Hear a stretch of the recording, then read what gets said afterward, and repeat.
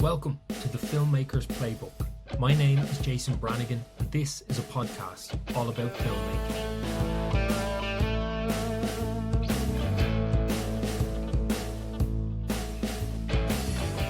Thank you to everyone who listened, commented, liked and shared the first episode of the podcast. It means a lot. Today, I'm joined by Stephen Shields, the acclaimed co-writer of the Sundance hit The Hole in the Ground and Universal's upcoming horror movie Abigail, slated for release on April 19th. In our conversation, we discuss how Stephen started in the industry, the structural similarities of horror and comedy, collaborating with directors, writing screenplays in the studio system versus the independent sector. And Stephen reveals unique insights into screenwriting and shares how he sits down to tackle the blank page. Thank you for joining us, and I hope you enjoyed today's conversation.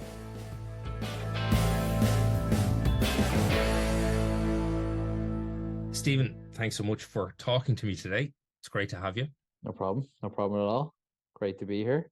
To start, you're from Clondalkin, same as myself, and we went to the same secondary school, even though we were different years. But I guess for me at that time, working in the arts or film, television, wasn't something that was really on my radar. So I'm curious as to how you came to the industry. Like, was it always a plan, or did you find your way into writing at a particular stage?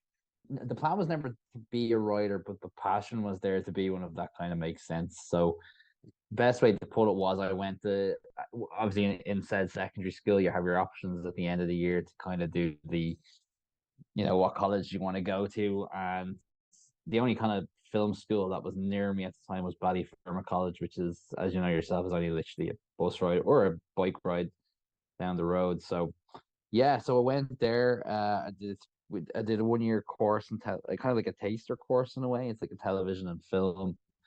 So you kind of do the both. You kind of work in studio-based stuff for television and make documentaries and, kind of stuff like that. And then in the film base, you do your normal kind of taster of everything, either cameras, direct, write, produce, production design, all that kind of stuff. So after that, I was like, okay, I really like the film stuff. I went there with the intention of doing film stuff. But after the 1 year, I kind of solidified it. And then I studied for 2 years, kind of just learning the ins and outs of every different aspect of the production of a film. And then, to be honest with you, my plan wasn't to be a writer. My plan was to work in the camera department. I trained to be a cinematographer in those 2 years more than anything. So, I was dicking around with, Bolex cameras and cutting on having. Yeah. So basically, man, so what I was doing was I was learning to be a DP and with the intention of being a director of photography. When I left college, I got to do we get 2 graduation films in the last year, Ballyfermot. I did the brash thing of pitching to be a DP on a fellow colleague's film, which he really wanted me to DP, which I enjoyed doing to a degree. And then I actually asked to direct another film because nobody in the course wanted the guy who wanted to direct the film. So I was kind of like a fail-safe director of like, oh, Stephen will be bearable and he knows what he's doing. And kind of then I left college not too long after that and went traveling around America. And yeah, kind of I read a book called The Definitive Guide to Screenwriting by Sid Field, which I think is a real good kind of starting off point for anyone who kind of wants to know anything about screenplays or the construction of screenplays or the structure of screenplays. And then I came back and just started writing. And that's how I kind of ended up in it. Now I've always loved writing. When I was in college, I used to write a lot. But falling into it as a full-time profession, wanted to do it, but never knew it was going to happen. So in terms of like IMDb and that professional filmography, I guess Zombie Bashers is kind of your first credit there, but I'm sure it's not the first thing you wrote. How did Zombie Bashers come to be, and how did you end up kind of collaborating with Connor McMahon on that? Funny enough, so a couple of years ago, I joined the Writers Guild of Ireland, and they did a thing, and they used to organize really good events. I don't know if they still do them, but one of the events they organized was for the Writers Guild and the Directors Guild to meet up and do this kind of speed dating event that was called. So basically, directors would sit at a table, writers would come in, you had 3 minutes to pitch like a film idea or television project. I met really nice people that were, I think, are like, some of the best director still working in the industry today. But I sat down in front of Connor and I knew who he was because I'd seen his film Dead Meat, which is like the film he made when he was like 23 years of old, 23 years age, 23 years of age. When I met him, I want to say I was like 20. I sat down, pitched this project to him. I can tell you what the project is because it'll never get made.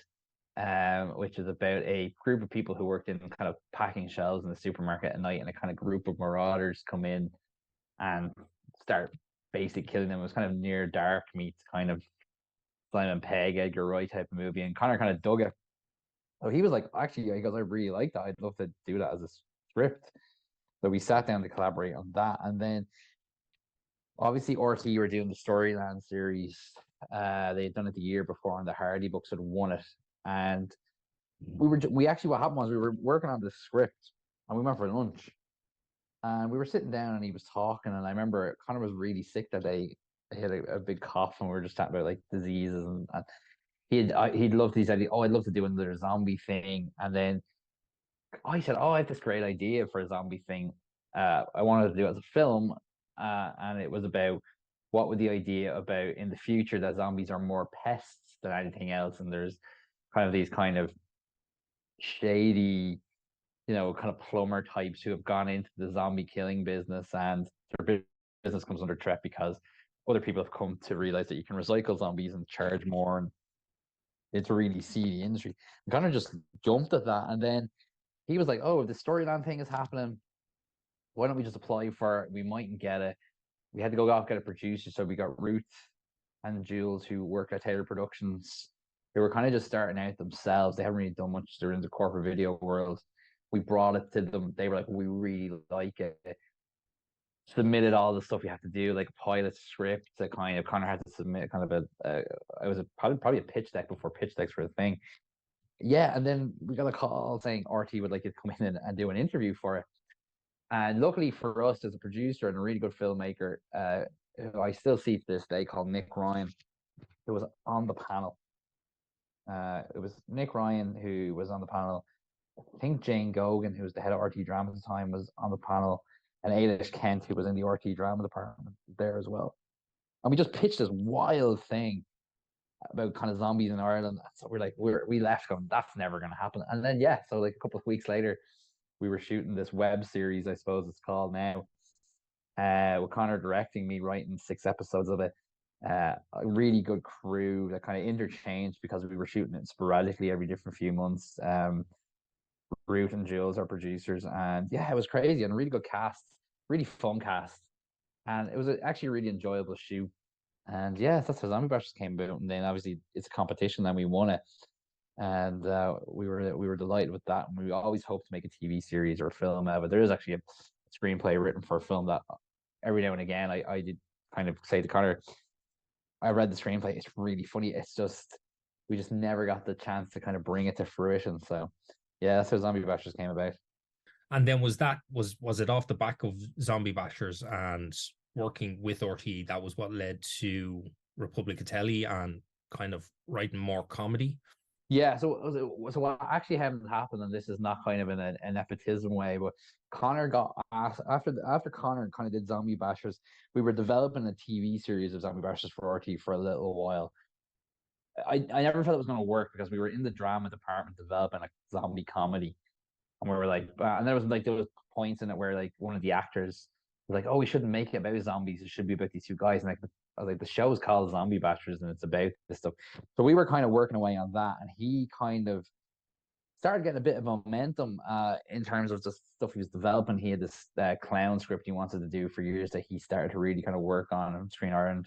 It was the Irish Film Board at the time, started doing it. But in the interim, he needed a job. So what happened was James Carter, who was the executive producer of Republic of Telly at the time, Ryan Connor, and said, "Look, I need." They're probably called associate producers now, but basically we're a shooting producer. Basically, we write sketches, shoot sketches, cut sketches, and then they would go on air. So Connor went there first. And then what happened was, I think James had said to him at one point, "I'm looking for comedy writers. We can't really get any decent ones." Because they wanted to do these sketches called the Real Republics, which were kind of like behind the scenes, kind of mockumentary type sketches about Dermot Whelan, Bernard O'Shea, and Jen. Actually, I call her Jen Zamparelli. She's Jen McGuire now. or she was Jen McGuire then. She's Jen Zamparelli now. And they were just looking for writers. And Connor just said it to me in passing. He's like, "Would you be interested if I put your name forward?" I said, "Look, yeah, cool." Um, the producer, one of the producers on the show, Peter Full, who I'll be very indebted to, who has gone on and made some really good TV shows, specifically The Young Offenders. Gave me a shot. He's like, write me like a kind of a spec sketch and send it in. And I sent it in. And he read it and he was like, okay, you have to come in now and kind of do basically it was like kind of like a pitch in the room of future sketches. It's kind of cheeky in a way because we're kind of getting free ideas off us. So it was me and another guy called Mike who came in. And yes, that's how I got started on Republic Telly, was writing these sketches. And then I ended up staying there. I think, if I'm not mistaken, and have been told this, that I was the longest writer on the show that wasn't a producer. So I was there from 2011 till basically the show was axed by RT, which was 6 years. But within them 6 years, the seasons are half. So you do one from January to May, and then there's a summer break, and then you come back till December to do the Christmas show, up to doing the Christmas shows.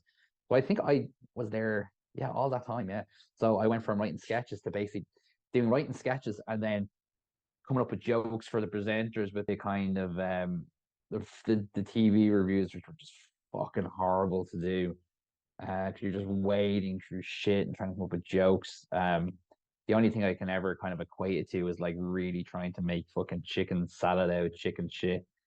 Um, and yeah, so I was there for 6 years. So through Zombie Bashers and through Connor got into Republic of Telly, Peter Foot hired me, and James Carter and Shane Mulvey, who were the executive producers, and Jason Butler, kept me on for 6 years. So it was a bit of a wild ride. At that point in your career, was comedy kind of where you were naturally leaning towards, or obviously Zombie Bashers, I guess, marry that horror sensibility with that comedy sensibility, but did you want to be a comedy writer, or were you just happy to be writing? Do you know what? I do love writing comedy, and I always thought I was good at it. And that's kind of up for debate. There's people who don't think I'm particularly funny, and then there's people who think I am funny. But what happened was I needed a job basically. So here's a funny story, and I do tell this. And I mean, no disrespect. On the same day I did the Republic of Telly kind of pitch audition thing, I went for an interview for a job on Fair City. So I was like, oh, there's this soap in Ireland and stuff like that, and it would have actually probably paid more than working in Republic Telly, but I think I just gravitated towards and like money is a nice thing to have in your back pocket, of course it is. But I thought, oh, if I do the comedy thing, I think I'd just be more suited to it, my sensibilities. And that's not a slight against anyone who works in Fair City. People can write that soaps, that's great. I think it's a skill within itself to do all that stuff. But I was just like, okay, I'll give it a go. Maybe they find out I'm not funny. But I think I have an ear, or I'm very observant to things of like, I find things funny, or I can write things that are funny. I think with the Real Republics, I was kind of gifted because they're kind of extensions of Dermot, Bernard, and Jen in these kind of versions that were created for the TV show. Like Dermot Whelan probably is the nicest man you'll ever meet in television. He's not egotistical. His idea of life is not like the rise to fame or anything like that. So his character is a bit twisted. Bernard O'Shea does play that kind of country kind of buffoon. I wouldn't say buffoon, that's a bit harsh, but he's kind of country. Let's say simpleton, but that won't make it any better. But he plays that character really well. He plays, and Jen, like, she's basically playing the bitch, but Jen is actually the furthest thing from a bitch. She's actually really nice and really warm. And I was just lucky that the characters were kind of set in the show, and the Real Republic just enhanced that. But in terms of comedy, I love doing comedy. I love to write more comedy. I try to write as much comedy into the scripts I write these days for feature films, but again, you got to be very careful in terms of tone and stuff like that. So yeah, it comes easy enough, but it's very difficult. It's a very difficult genre of writing to do. I think it is very hard, but I think horror is very hard as well. And I think actually comedy and horror parallel in a lot of ways, even though they're so different. I think like a good scare and a good joke have a lot of the same requirements in terms of building to the punchline or building to the jump. You may disagree with that. I 100% agree with you. Actually, it's one of the things I do say is like, I think it's Hitchcock says that in your script you should have three aha moments or three oh my god and three oh my god moments. I do think horror, and I'd be very open about saying this. I do think horror and comedy are very much the hardest genres to write, because you're basically they're the highest in reaction. Like there's nothing worse than going to see a comedy and you don't laugh. There's nothing worse than going to see a horror and you're not scared. For all the dramas out there, and again, I love dramas. Making someone cry or whatever is pretty kind of, I think is an easier route. Making someone laugh is so difficult. Making someone actually scared, especially fans of horror, actually make fans of horror scared and jump is a very difficult thing to do, even to this day. I think they're the two most genres to go hand in hand for sure, I think. And the other thing that they share in common is there's different sub-genres of them. Life for Brian is completely different than The Hangover. They're different styles of comedy, they're different types of humor. A film like The Conjuring is completely different than a film like Midsummer. It's a different type of fear, it's a different type of scare. But I 100% agree with you. They definitely go hand in hand in terms of their generic beats, their generic templates, the not generic genre, their sensibilities and stuff like that. So yeah, I 100% agree with that statement. Do you think then that like when it came to working with Lee Cronin on The Hole in the Ground, do you think that the time you spent writing comedy enhanced how you were able to look at writing horror? Yeah, in a way, kind of. I'll tell you what I did take from the kind of sketch comedy world that I do say a lot is it gave me a sense of doing a lot in a small amount of time, which I think is really interesting when people come to writing scripts for features. And I mean that in terms of like getting enough on the three, like say for if you had to write a sketch, you had 5 pages basically to get at least 3 jokes per page down. That's like 15 jokes in 5 minutes. You can't do that with horror in terms of like in terms of the feature. You're not gonna have a horror be every 20 seconds because it loses its luster. But what it did give to me was one, it gave me a kind of it gave me a process in writing, which is that I tried to write fast and try to at least get 5 to 10 pages done a day when I actually am sitting down to write something.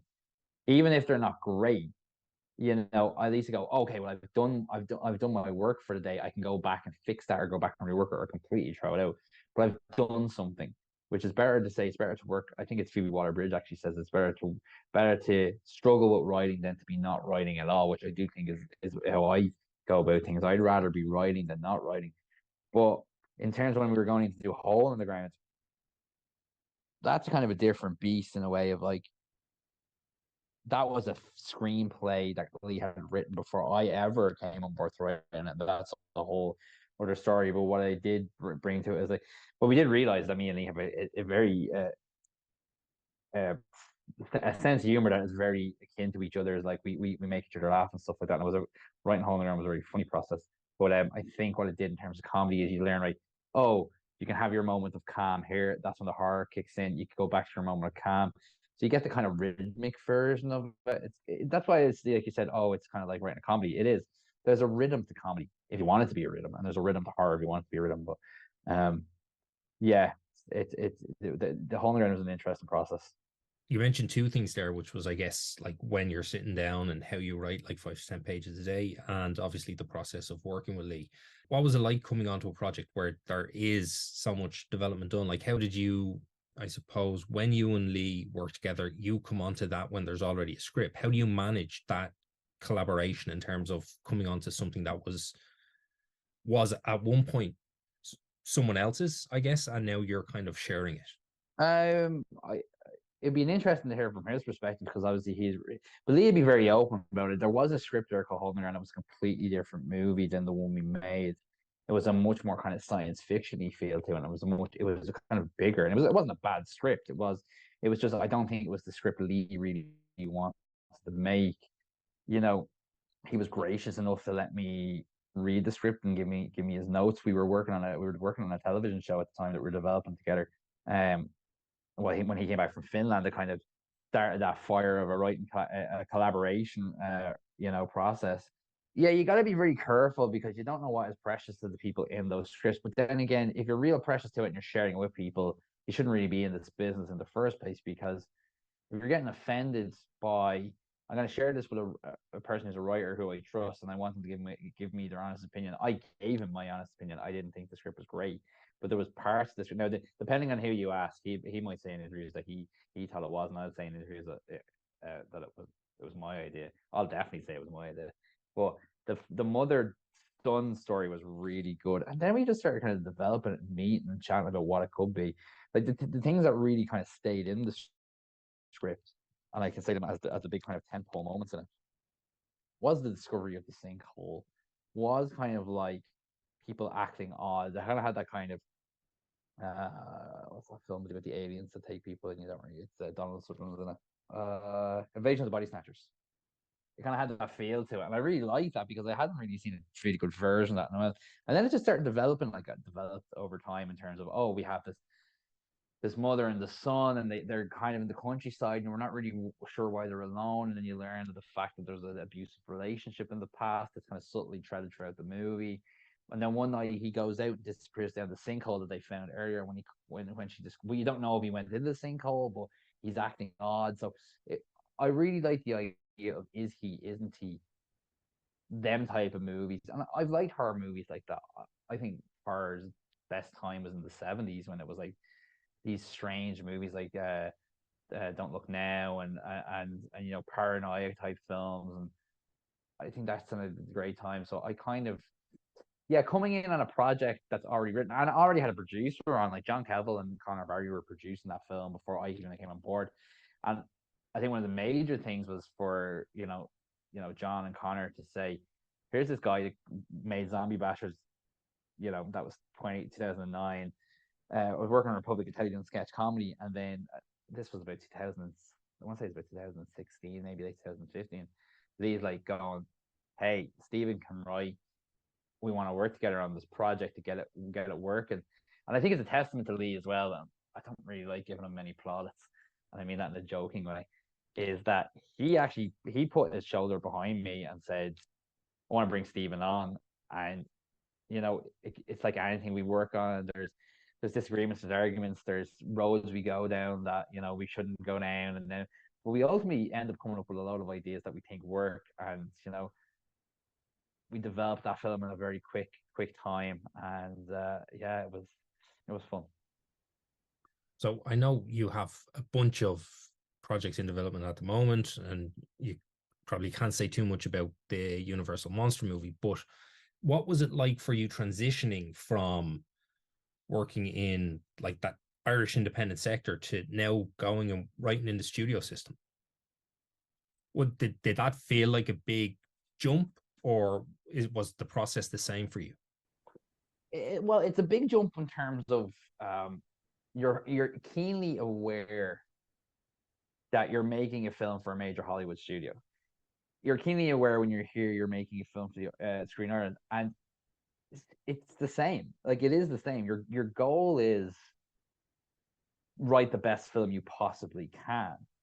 I think in the Hollywood studio system, you're well aware that things work differently down here. I think in the independent um, sector, and you're looking at like funding bodies like Screen Ireland, there's a lot of people going in who are writer directors, and there's a lot of control on that. There's a lot of writers who go in with projects as directors, but you're working in a way it's kind of very collaborative from the early stages. I think with my time working on the Universal movie, you were kind of aware going, oh, this could be taken off me at any time and brought somewhere else. Unfortunately, not unfortunately, fortunately for me, the executives who I work with at Universal, Jay Polidoro and Holly Gilleen, who Holly Gilleen is Jay is a wonderful person, Holly is a wonderful person. She runs the Dark Universe. They were nothing but, and I can wholeheartedly say this, they were nothing but supportive of everything that I wrote.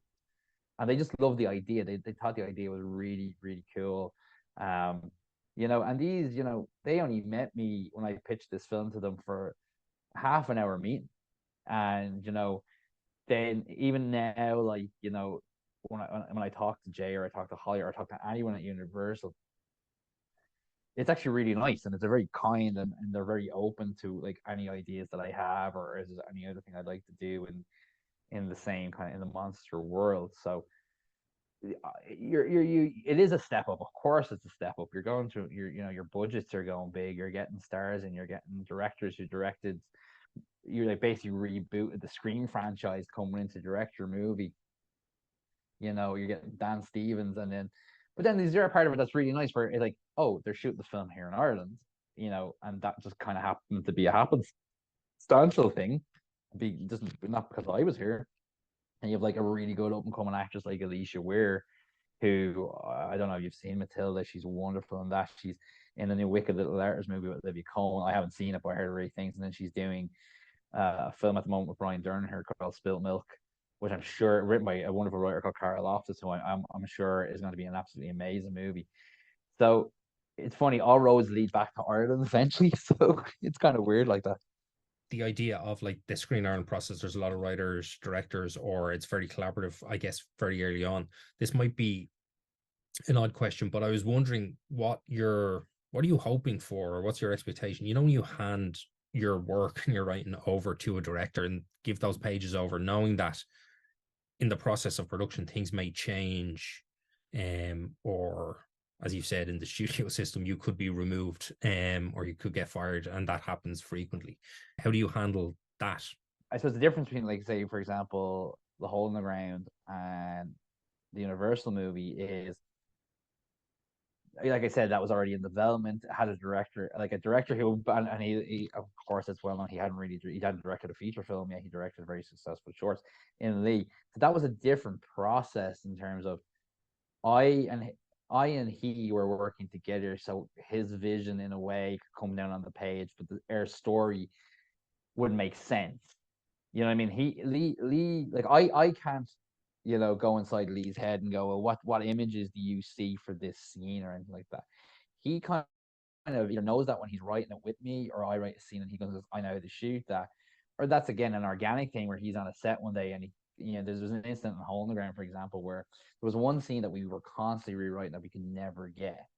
And even on the day leading up to that scene, it's a big enough scene with 5 actors sitting at a dinner table, and people might go, "Oh, that wouldn't be hard to shoot." That is one of the hardest things to shoot in television or film, because you have 5 different personalities sitting around, and I will guarantee you, no matter who they are, they will give you notes about their lines, or what they think their characters should say, even though the character is only in this one specific scene, which is their right to do so because they're actors. But like, that was tough. I Writing with Lee was interesting because Lee knew what he wanted, and if he didn't want, he was going to figure out what he wanted. But he was in that process with me. With the film at Universal, when I was writing the script for that, only I knew what that looked like because it was in my head, and I knew I wasn't directing it. So your goal is to write a really good script that a really good director looks at and goes, "I want that to be my next movie," or "I want to be that, maybe not my next movie, but my movie in the future." So you're kind of, in a way, selling your screenplay. You're constantly selling your screenplay, even when you're not physically, or going into a room and pitch. When you write a screenplay, you want a director to read it and go, "I want to make this," and you want to, or a producer or a studio, you want to go, "We actually really want to make this." That's the difference in terms of the goal. I think I don't think now, like, it'd be interesting. I'm writing another project at the moment, and there's a director kind of attached, but he's kind of like let me kind of go off and write it based on the story he had. And my thing is, like, I could send the script to him based on the story he had, and he'd just go, "That's not what I want." So you're just hoping that the script that you deliver is what he wants. Now, 100%, like, it doesn't have to be 100% what he wants, because you have to have your autonomy as an artist and as a creator to come in and go, "Well, that scene that you like, that you pitched to me, that doesn't work in the context of what I've come up with." So again, it's the thing about filmmaking and about writing in film is it's constantly evolving. It's never the same. Like, I will guarantee you, many of the screenwriters that minus a handful in the world, to go see their films in the cinema, it's not the film they've written. It's a version of a film they've written, and the percentage of that changes based on what has happened in production, if they've been replaced by another screenwriter, if the director has changed something in the edit. It's brilliant. Like, it is the only probably true in terms of visual collaborative art form, especially I think television is a bit more autonomous in terms of writers. I think writers get a bit more control. But in film, definitely, um, what I love is the collaboration process. And I love working with directors. And to be honest with you, if you are a writer, like, you're gonna have fights with people.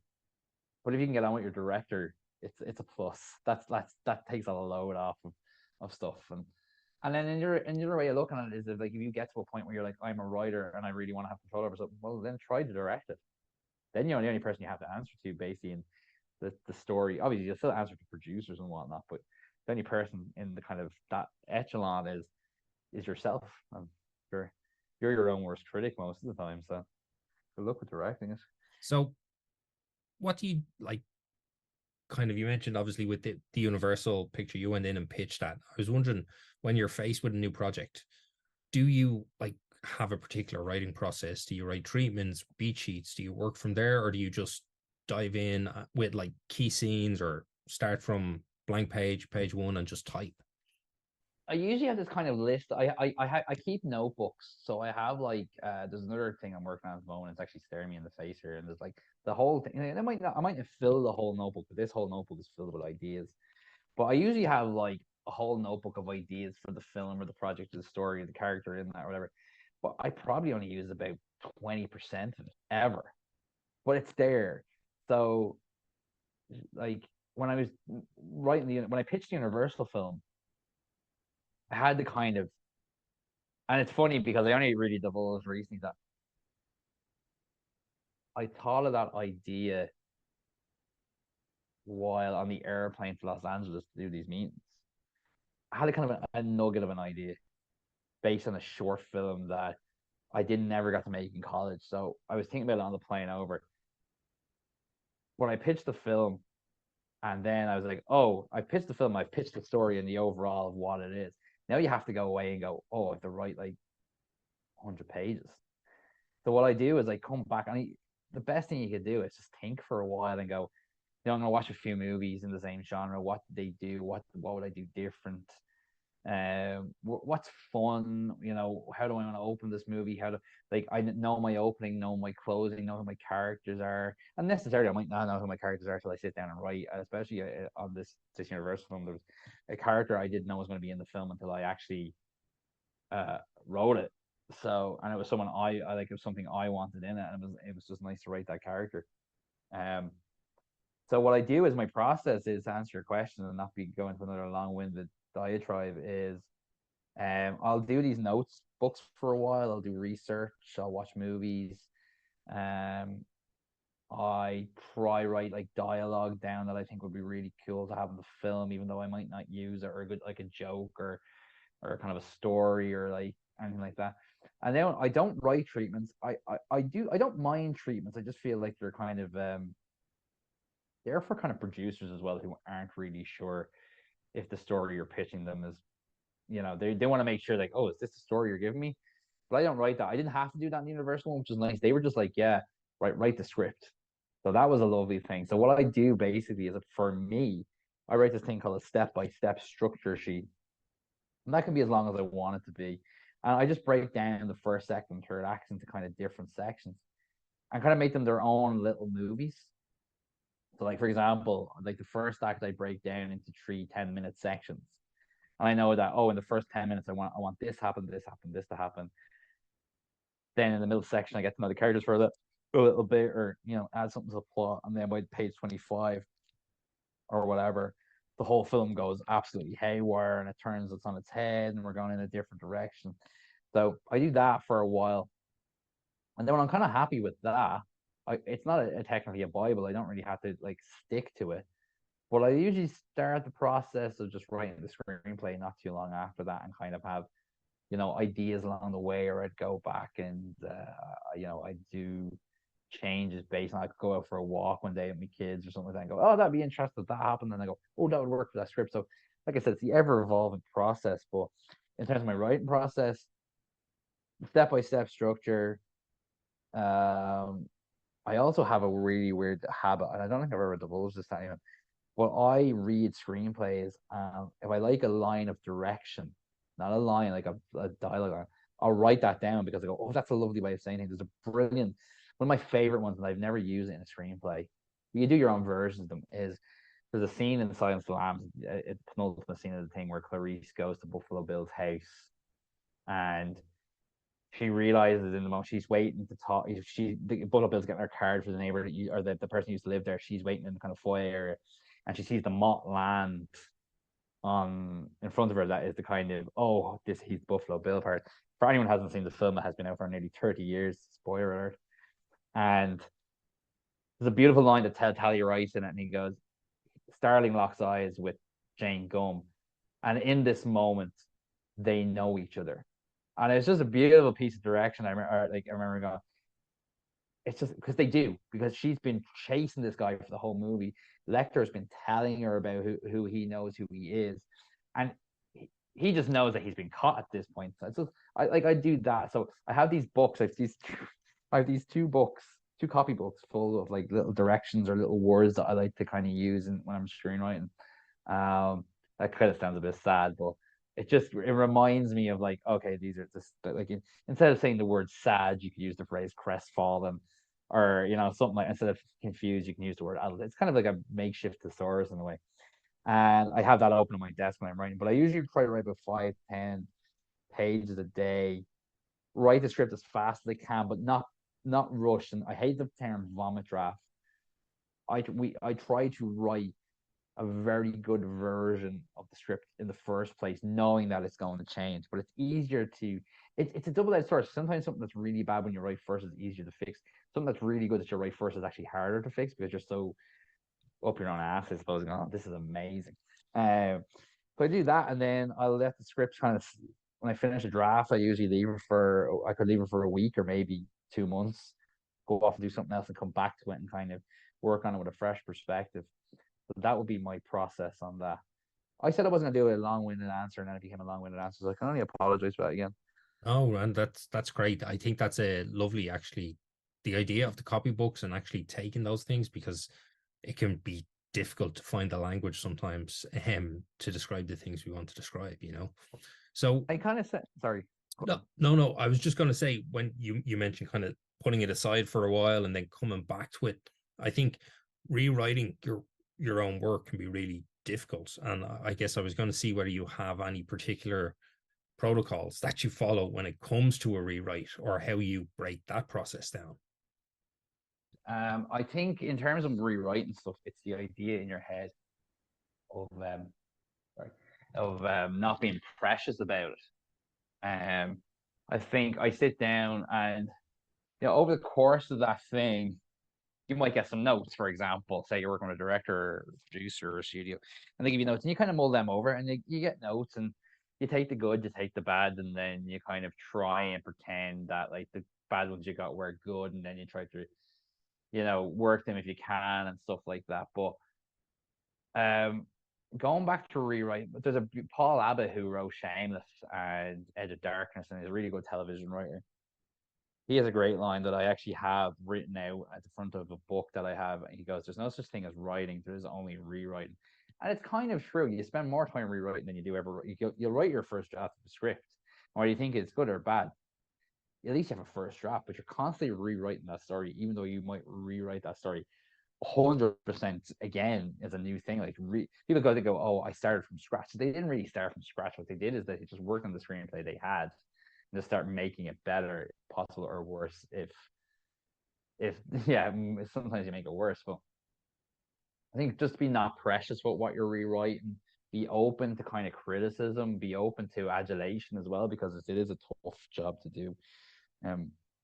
But yeah, not to be too precious about things. Be open to changing things. But the thing about like computer systems nowadays, in terms of what you're writing screenplays on, is that you have different versions you've saved, so you never truly lose anything.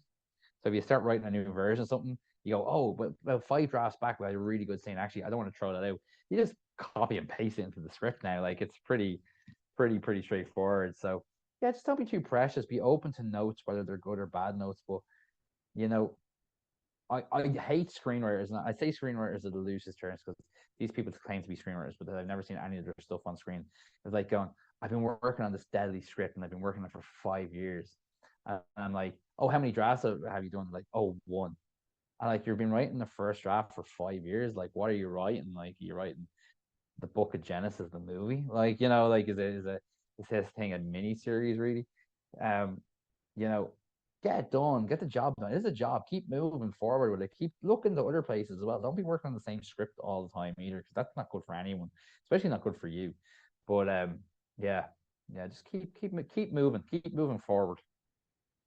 And do you have, you mentioned notes, which I was going to ask you about, just your process for dealing with notes. And I guess like depending on the project, there may be, you could have two or three sets of notes coming in, but you could have something that has more producers or more execs and everyone feeding in. How do you compartmentalize the notes, or do you sit with them for a while to try and figure out the note behind the note type thing? Or I have to say, what I do is I will listen to everyone's notes. Now, I try not to have a debate or a conversation or like an angry reaction to notes. What I'll do is I usually listen to everyone's notes. And again, some are good, some are bad, some are kind of just like, uh, people saying things just to say things sometimes, not all the time. But, I think you listen to notes. I think again, it's the collaboration process thing. Your producers are helping you raise your money for your film. Like they definitely have a say in how the film is. Look, and you get people who blow up and have fights with people and stuff like that. My process is not. My process would be just to listen to all the notes, and then kind of in a way, in my mind as a writer, go, oh, these are actually really good notes, or they're decent notes. Let's have a look at them, and I just usually just ignore the bad ones, and then, but I won't just ignore them for the sake of going, I'm just ignoring them again for the sake of it. I'd actually go, I'm ignoring this note because of A or B or C. Or like usually it's because some of the times it's like we've tried that, it didn't work. Or I'll go, well, we tried it, but we'll have a think about it. And then suddenly you go, well, it still doesn't work. Um, Notes are a part of the movie making process, they're a part of the television process.